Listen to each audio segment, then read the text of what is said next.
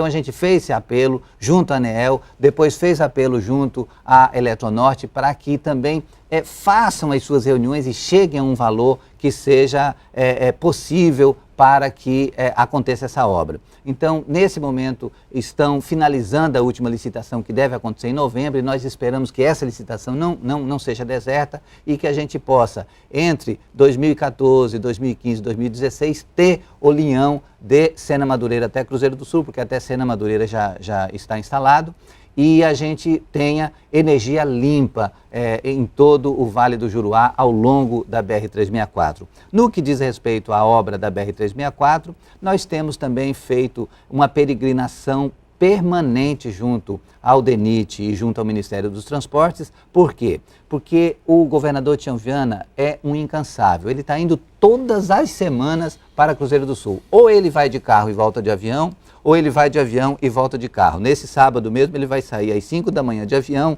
vai a Cruzeiro do Sul e depois volta de carro, vistoriando a obra para garantir trafegabilidade e para garantir que os trechos que estão precisando de reparo recebam esse reparo e para concluir o trecho que ainda falta entre Manoel Urbano e Feijó. Agora, qual é a história da BR-364? A história da BR-364 é que ela é uma estrada extremamente difícil, não tem os insumos e nesse momento de apagão nacional que nós estamos vivendo, que falta insumos, inclusive tem produtos que são trazidos do Rio Grande do Sul para fazer os reparos e o pavimento nos trechos que ainda faltam aqui na BR-364, isso tudo, além de encarecer, cria um problema terrível de logística para digamos assim, o bom andamento das obras. Mas o governador Tião Viana tem feito isso com muita dedicação e graças a Deus a gente tem um governador como Tião Viana que tem garantido a trafegabilidade da BR. Mas qual é o problema que a gente enfrenta?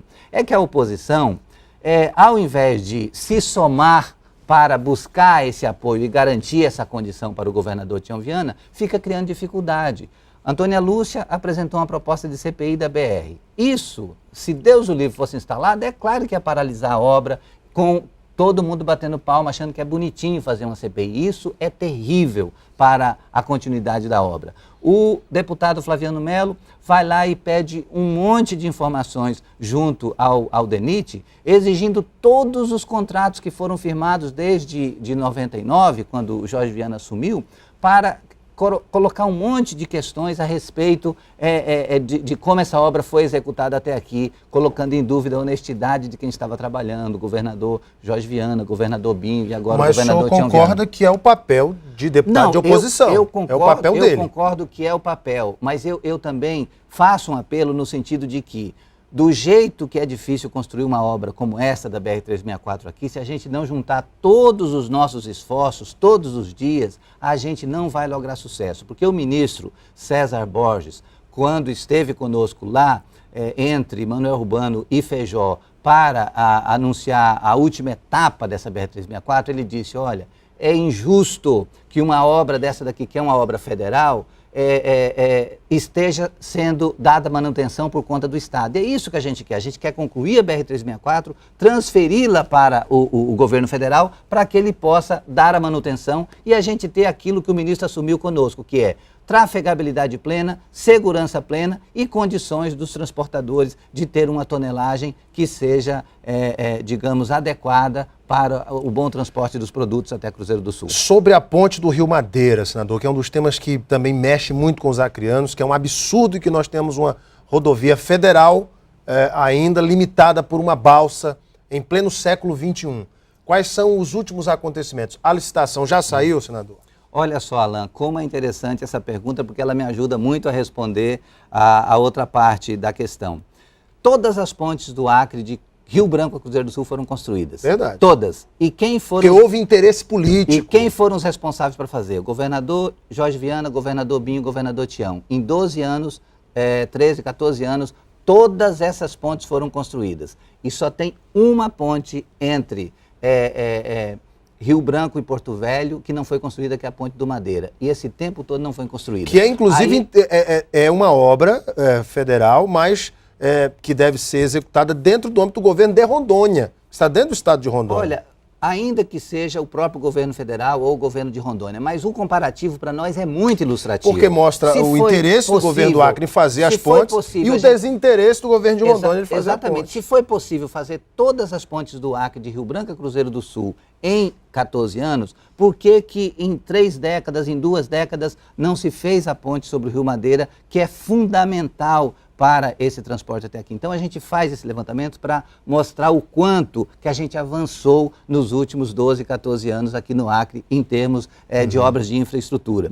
E o que nós temos agora de boa novidade? Depois da gente ter feito toda a pressão que a gente fez, de ter cobrado muito do ministro César Borges, do diretor do DENIT, o general Jorge Flasch, foi anunciado a empresa vencedora na sua proposta financeira. A sua proposta financeira de 131 milhões saiu e agora nós temos, ela foi aberta no dia 10 de outubro, teremos até o dia 20, 21 para esperar o prazo recursal. Caso não haja recurso, daí será feito o contrato e esperamos o início dessa obra o mais depressa possível.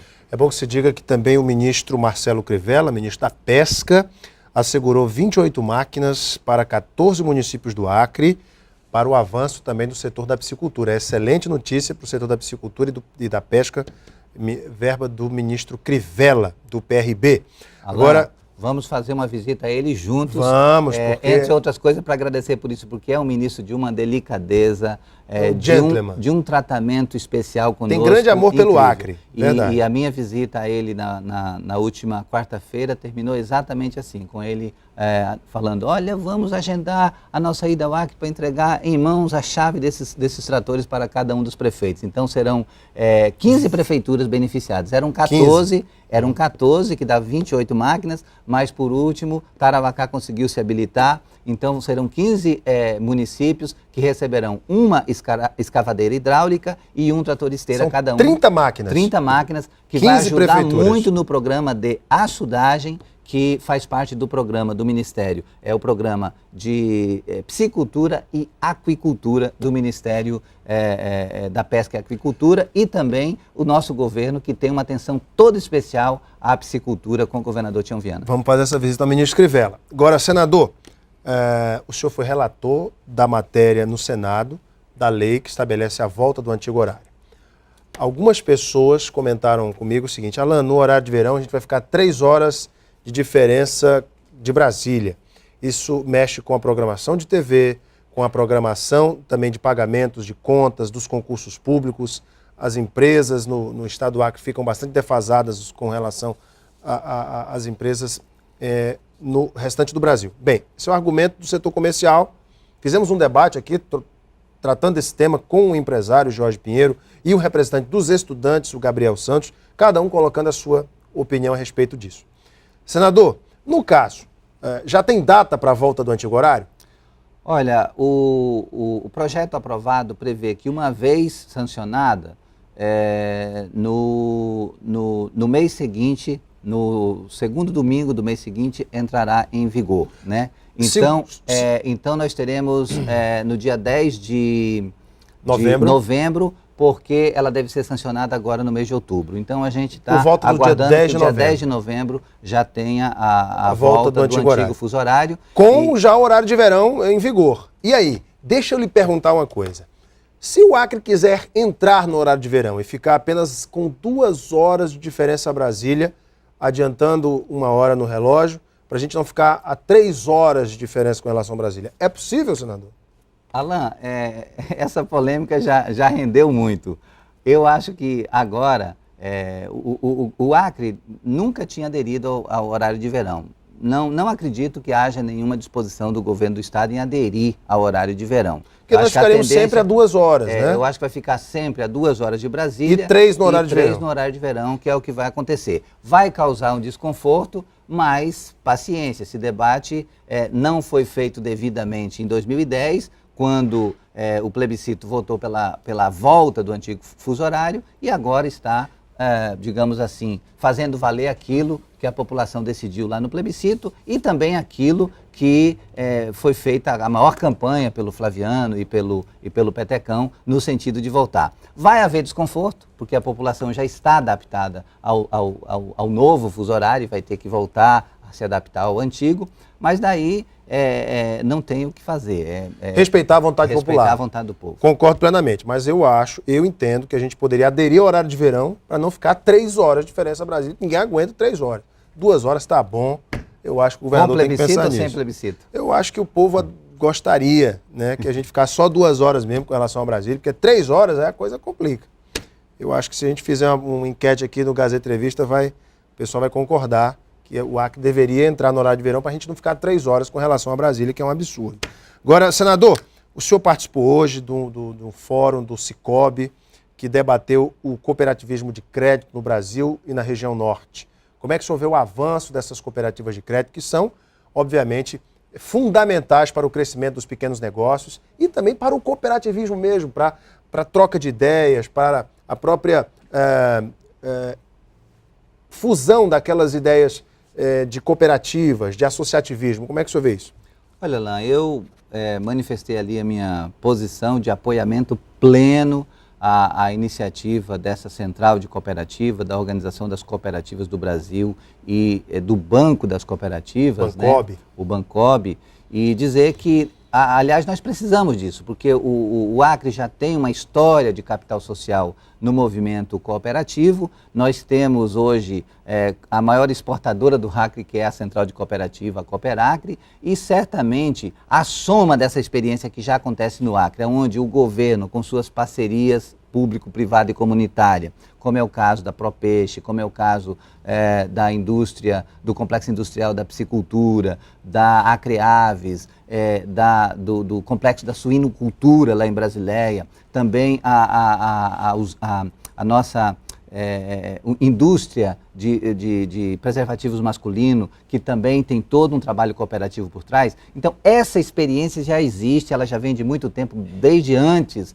da experiência governamental, né? E certamente que um banco que venha colocar um componente financeiro para dar maior rentabilidade aos cooperativados é algo que vai fazer muito bem. Então, eu tenho certeza que estreitando essas relações vão produzir resultados muito positivos para a população. Foi o que eu manifestei durante o nosso talk show, que foi muito interessante hoje pela manhã lá na FIBFAL. Conversei aqui com o senador Aníbal Diniz, do PT. Senador, obrigado pela tua vinda, viu? Obrigado, Alain. Obrigado a todos os nossos telespectadores. A gente fica sempre feliz pela oportunidade de conversar contigo aqui no programa Gazeta Entrevista, para a gente poder fazer o bom debate sobre os temas que estão em pauta, tanto no plano local quanto no plano nacional. Dessa vez não pudemos falar de política, da política local, mas é algo também que vale muito a pena a gente conversar, porque a população toda acompanha, a população do Acre é muito politizada e gosta de dar opinião sobre tudo, e a gente vai ter um momento para conversar aprofundadamente sobre política. Como o senador volta nos próximos 15 dias aqui ao Acre, e nós vamos esperar a sua volta para a gente falar justamente das pré-candidaturas, de candidaturas ao Senado, da perpétua e do Aníbal e etc., no próximo Gazeta Entrevista que o senador estiver aqui. Obrigado mais uma vez, senador. Obrigado, prazer Alain. Imenso. Uma boa noite a todos os nossos telespectadores. Daqui a pouquinho nós voltamos para a sequência do Gazeta Entrevista. Até já.